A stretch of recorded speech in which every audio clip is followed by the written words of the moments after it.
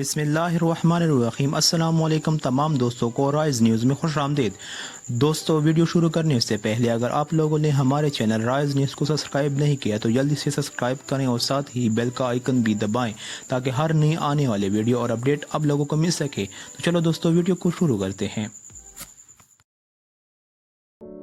آپ لوگوں کو بریکنگ نیوز دے چلے کہ تاجر تنظیموں نے ملک گیر ہڑتال کی واپس لے لی۔ آخر اس کی وجہ کیا بنی؟ کیونکہ پچھلے دنوں میں تاجر تنظیموں نے ملک گیر ہڑتال کرنے کا اعلان کیا تھا۔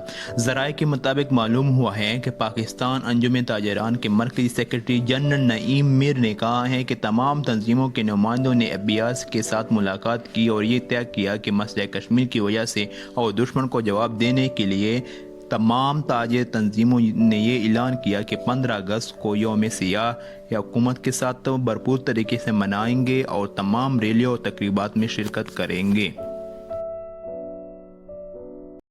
دوستو، اس ویڈیو کو لائک اور شیئر کریں اور مزید اپڈیٹس کے لیے رائز نیوز کو سبسکرائب کریں۔ شکریہ۔